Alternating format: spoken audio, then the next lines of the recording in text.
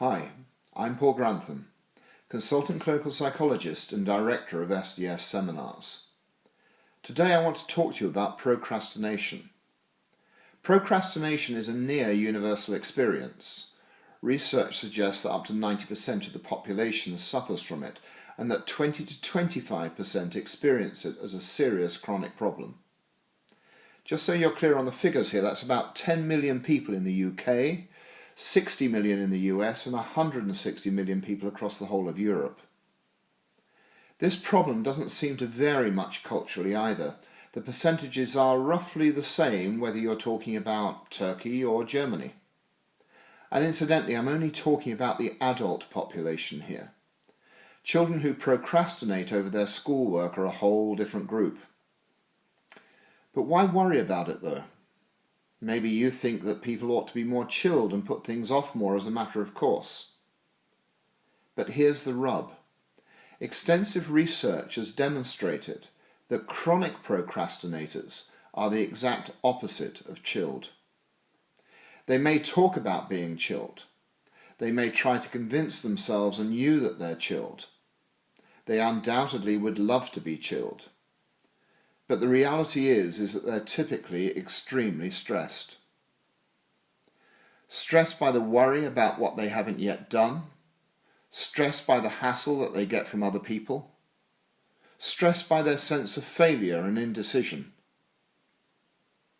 But what about that old favourite that I need to leave things to the last moment in order to get motivated?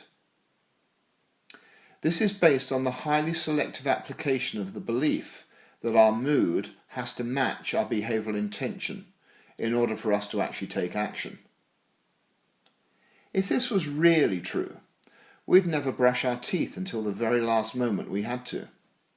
We'd never put the rubbish out until it really stank. In fact, we'd never do anything until we really had to.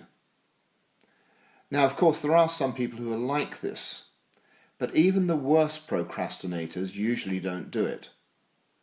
There are lots of things that we do where we don't have to feel like doing them in order to do them. Procrastination doesn't just lead to stress. Research has demonstrated that chronic procrastinators are also more vulnerable to a range of other mental health problems, such as depression, anxiety, guilt, and panic. Close behind these, and maybe not surprisingly, alcohol and cigarette consumption often appears to increase in chronic procrastinators, as well as difficulties sleeping. Bearing in mind such processes, there's been an increasing amount of research on the impact of procrastination on physical health. Firstly, who's never been guilty of putting off going to the gym or starting to eat more healthily? The problem with this type of procrastination, of course, is that because there's no immediate deadline, for some it becomes a hidden behavioural health problem, silently ticking away until cardiovascular problems become visible in the form of hypertension, heart attacks and stroke. Research by Dr. Fuchsia Sirois has demonstrated that chronic procrastinators are particularly vulnerable to developing such problems. Firstly, procrastinating stress has a measurable effect on our immune systems, exactly the same process that increases our proneness to colds and flu. Secondly, we delay in engaging in health behaviours. And finally, to compound things further, we typically delay seeking medical help, despite the health warnings experienced. If all of this wasn't bad enough, procrastination has big implications for our career and productivity. Procrastinators often blame others for their failure to get things done. Do you ever find yourself saying, "If only I didn't have so much to do"? This, of course, sits quite illogically with any tendency to leave everything which is boring or difficult until the last moment.